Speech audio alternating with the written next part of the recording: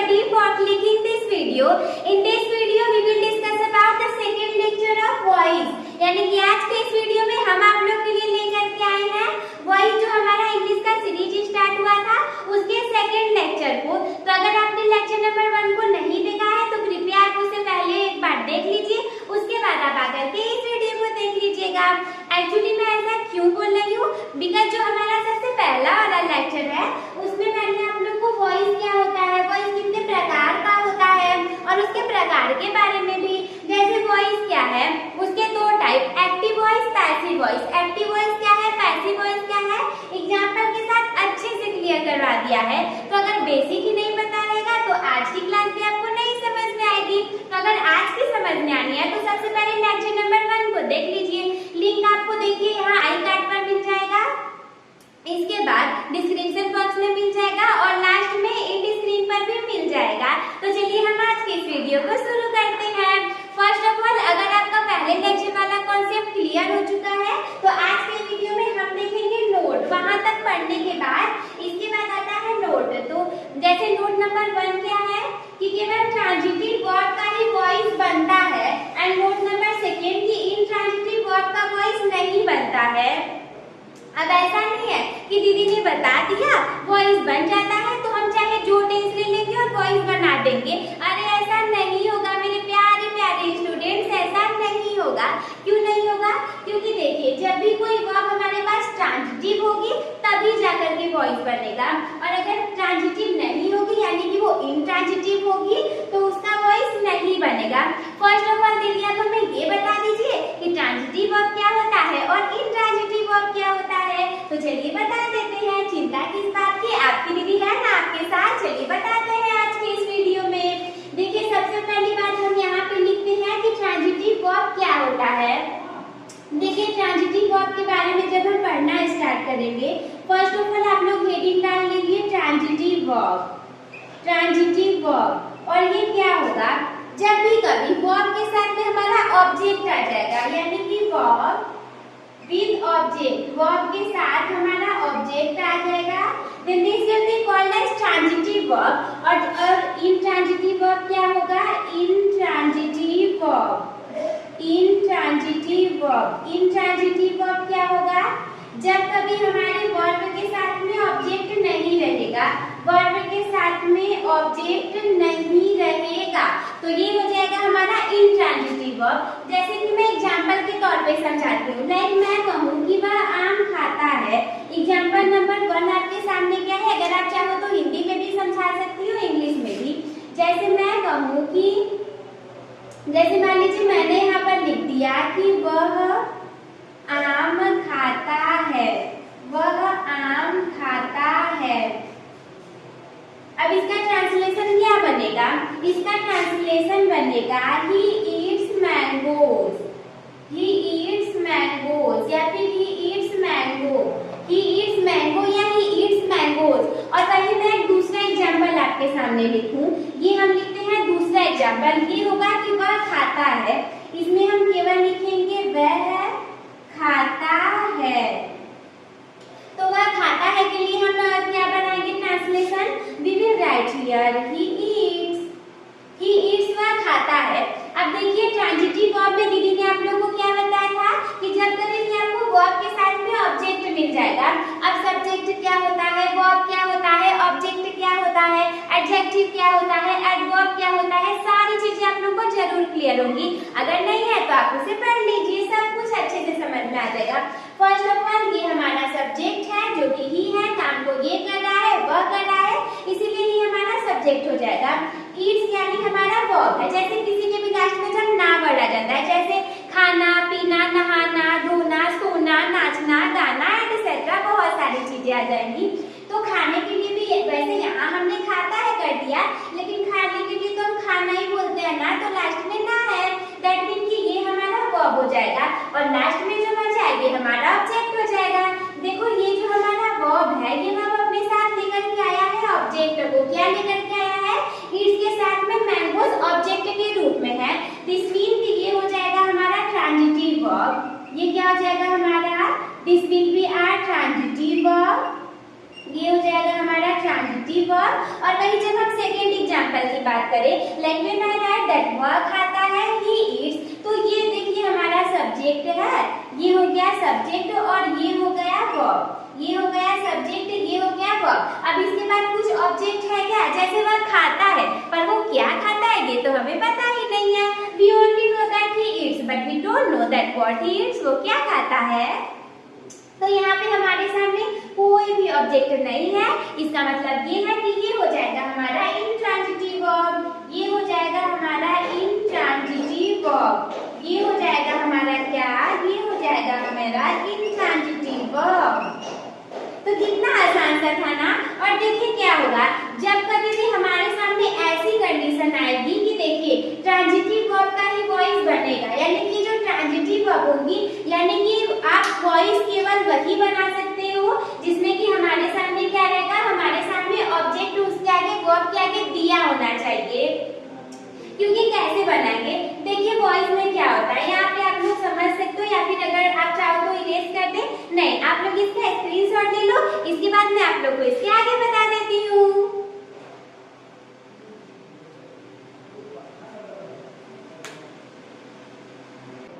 चलिए अब हम ये समझ लेते हैं कि केवल हमेशा ट्रांजिटिव वर्ब का ही पैसिव वॉइस क्यों बनता है।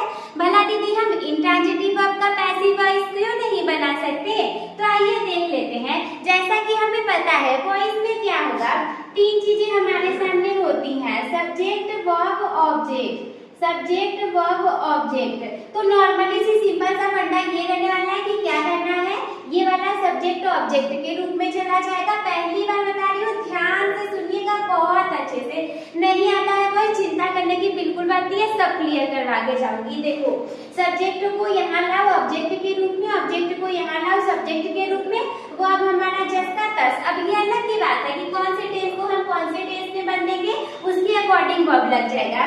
यानी कि ये वाला जो ऑब्जेक्ट है ये पहले आ जाएगा और वर्ब हमारा यहाँ पे आ जाएगा, देन यहाँ पे सब्जेक्ट आ जाएगा। देखिए यहाँ पे क्या आ जाएगा गाइस, यहाँ पे आ जाएगा सब्जेक्ट।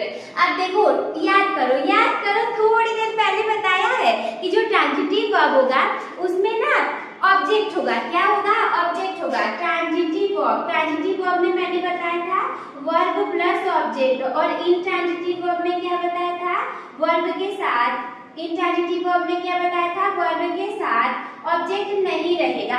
अब सोचो वॉइस हमारा किस में काम करेगा, सब्जेक्ट को ही हमें बदलना है, सब्जेक्ट को ऑब्जेक्ट को हमें बदलना है। अगर सोचो यहाँ ऑब्जेक्ट ही नहीं रहेगा तो किसे बदलोगे, मान लो यहाँ ऑब्जेक्ट नहीं है तो यहाँ क्या लेकर के आओगे, कुछ नहीं ला पाओगे, वॉइस हमारा बन ही नहीं पाएगा। दिस मीन दैट इसमें ऑब्जेक्ट का रहना जरूरी है, विदाउट ऑब्जेक्ट के आपका सेंटेंस स्टार्ट ही नहीं होगा। ये ऑब्जेक्ट को यहाँ पर नहीं ला पाओगे तो सेंटेंस कैसे स्टार्ट हो पाएगा, नहीं हो पाएगा। इसका मतलब ये है कि हमें बनाने के लिए वॉइस किसी टेंस में सब्जेक्ट ऑब्जेक्ट वर्ब का होना जरूरी है। हाँ कुछ स्पेशल रूल्स है तो आगे की क्लासेस में बता दूंगी। तो देखिए अब देखिए ऑब्जेक्ट यहाँ पे है तभी तो हम बना पाएंगे ना वॉइस, इसका मतलब ट्रांजिटिव वर्ब का ही वॉइस बनेगा क्योंकि इसमें ऑब्जेक्ट है बेटा। और देखो इंट्रांजिटिव वर्ब का नहीं बनेगा क्योंकि इसमें ऑब्जेक्ट नहीं है। तो आई होप कि आप लोगों को समझ में आ गया होगा। अब देखिए अगला वाला सेकेंड वाला नोट क्या है, नोट नंबर 1 होता है हमारे सामने। द सेकेंड नोट क्या है कि कुछ टेंस के फॉर्म का ही पैसिव वॉइस बनता है। ऐसा नहीं है कि चाहे जो टेंस से उठा लिए बोलेंगे कि दीदी इसका वॉइस बना दीजिए, अरे नहीं बन पाएगा। और क्यों नहीं बन पाएगा, देखो इस वजह से क्योंकि इसमें साफ साफ लिखा गया है, इसके नियम कानून में, रूल में, कायदे में, कानून में, नियम में यही दर्शा दिया गया है भाई कि तुम्हारे भाग्य में यही है कि केवल इतने ही टेंसेस का आप वॉइस बना पाओगे, केवल कुछ टेंसेस के फॉर्म का ही पैसिव वॉइस बन पाएगा। सबसे पहले जैसा कि हमारे सामने है present indefinite tense, present continuous tense, present perfect tense, past indefinite tense, past continuous tense and past perfect tense. If we will talk about the future then it will be simple future tense and future perfect tense. देखो इससे क्या पता चल रहा है, इससे पता ये चल रहा है कि जो इंडेफिनिट वाली फॉर्म है, इंडेफिनिट फॉर्म टेंस का चाहे जो ले लो, अरे 3 ही तो टेंस होते हैं, इंडेफिनिट की बात करो तो इसमें प्रेजेंट इंडेफिनिट का, पास्ट इंडेफिनिट का, फ्यूचर इंडेफिनिट को हम सिंपल फ्यूचर टेंस भी कहते हैं। ये जो सिंपल फ्यूचर टेंस है इसे हम यहाँ पे आप लोग इसे समझ लीजिए, ऐसे ही मत लिख लीजिएगा, आप स्लैश करके साइड में लिख लीजिएगा कि जो सिंपल फ्यूचर टेंस है इसे हम फ्यूचर इंडेफिनिट टेंस भी कहते हैं। क्या कहते हैं? इसे कहते हैं दीदी हम फ्यूचर इंडेफिनिट टेंस। इसे कहते हैं दीदी हम फ्यूचर इंडेफिनिट टेंस। इसे क्या कहते हैं हम? इसे कहते हैं दीदी हम फ्यूचर इंडेफिनिट टेंस। इतना बार याद करवा रही हूँ पता है क्यों? इतना बार चिल्ला चिल्ला के मेहनत से पढ़ा रही हूँ पता है क्यों? ताकि याद हो जाए। इस वीडियो के बाद किसी वीडियो को देखने की जरूरत आप सभी को ना पड़े। तो देखो सिंपल फ्यूचर टेंस को हम कहेंगे फ्यूचर इंडेफिनिट टेंस, यानी जो इंडेफिनिट वाली फॉर्म रहने वाली है वो चाहे आप प्रेजेंट की बात करो, चाहे पास्ट की, चाहे फ्यूचर की, तीनों की बन जाएगी। और जब कंटिन्यूअस की बात करोगे तो देखो प्रेजेंट कंटिन्यूअस का बना, पास्ट कंटिन्यूअस का बना, बट फ्यूचर कंटिन्यूअस का नहीं बना है, याद रखोगे। जब हम परफेक्ट की बात करेंगे तो प्रेजेंट परफेक्ट का बनेगा, पास्ट परफेक्ट का बनेगा और फ्यूचर परफेक्ट का भी बनेगा। तो बस इतना ही हमें बनाना ही है। अब अगर इसके बाद हम बात करेंगे परफेक्ट कंटिन्यूअस की, क्योंकि हमारे सामने present perfect continuous tense, past perfect continuous tense and after that future perfect continuous tense भी होते हैं। तो क्या होगा कि जो परफेक्ट कंटिन्यूअस वाले टेंसेस है उनका कोई वॉइस नहीं बनेगा, बनेगा केवल इन्हीं का, 3 प्रेजेंट के फॉर्म का, 3 पास्ट के फॉर्म का और 2 फ्यूचर के फॉर्म का। तो ये भी कितना आसान सा है ना, आप लोग इसका स्क्रीनशॉट ले लीजिए।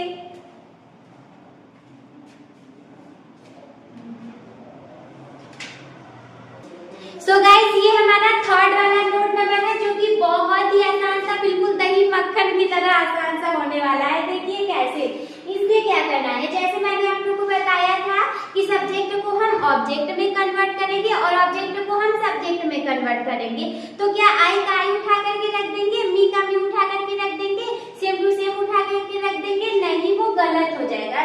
जैसे एग्जाम्पल की बात करें, अगर मैं लिखूं सी ईट्स फूड, अगर मैं लिखूं सी ईट्स फूड, वह खाना खाती है, यहाँ पर समझिए, अगर मैं लिखूं सी ईट्स फूड, वह खाना खाती है, तो आप सोचोगे दीदी ने कहा था कि क्या करो, ऑब्जेक्ट को उठा करके सब्जेक्ट के रूप में रख दो, तो यहाँ उठा करके फूड को आगे रख देंगे, ईट्स को उठा करके यहाँ रख देंगे, सी को उठा करके यहाँ रख देंगे। तो क्या ये हमारा वॉइस बन गया? क्या ये हमारा वॉइस बन गया? अरे ये नहीं बना है, ये पूरे तरीके से गलत है। अब देखो क्यों गलत है, आप खुद ही इसका हिंदी निकालो। फूड ईट्स सी मतलब क्या? कुछ नहीं। फूड ईट्स सी मतलब क्या? कुछ नहीं। कुछ नहीं समझ में आ रहा है कि इसका मतलब क्या निकालना चाहता है।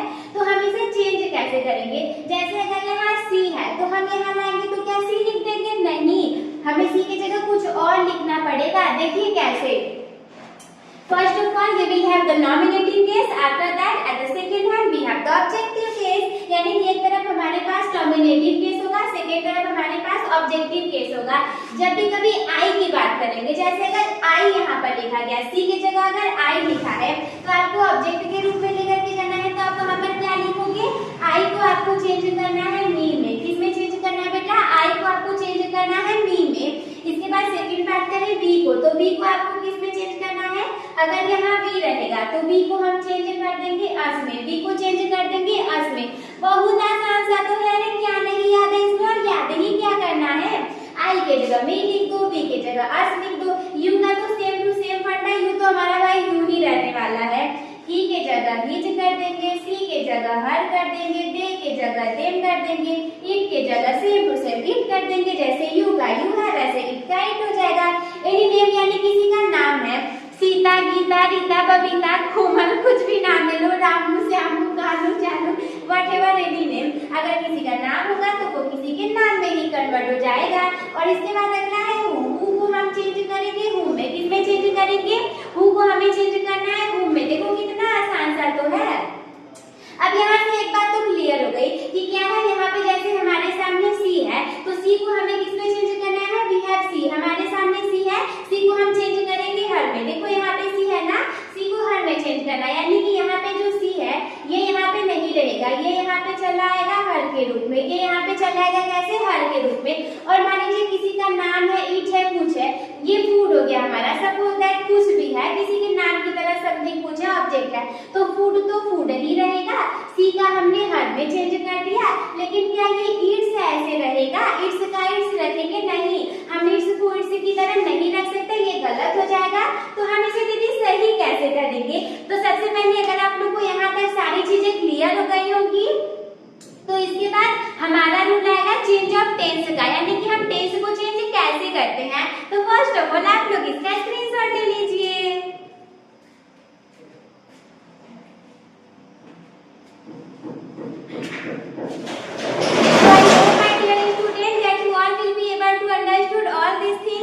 और इसके बाद की जो वीडियो आएगी उसमें हम आप लोगों को बताएंगे टेंस के बारे में कि कौन से टेंस को किस में चेंज करना है। यानी कि सी को हम हर में चेंज कर देंगे, फूड हमारा फूड रहेगा, लेकिन बीच में जो ईट्स है इसे हम किस में चेंज करेंगे। तो इसे चेंज करने के लिए हमें चेंज ऑफ टेंस का रूल पता होना चाहिए। तो अगर आज का ये लेक्चर आप लोगों को क्लियर हो गया होगा तो बस हम मिलते हैं आपसे किसी अगले वीडियो में। At last what you people have to do, start your topper becoming journey with the topper by subscribing the channel. Also you can like this video. If this video is helpful to you, then you can like this, share with your friends. If there is any doubt in your mind or if you wanna say anything to me, then you can comment me. Take care, bye bye.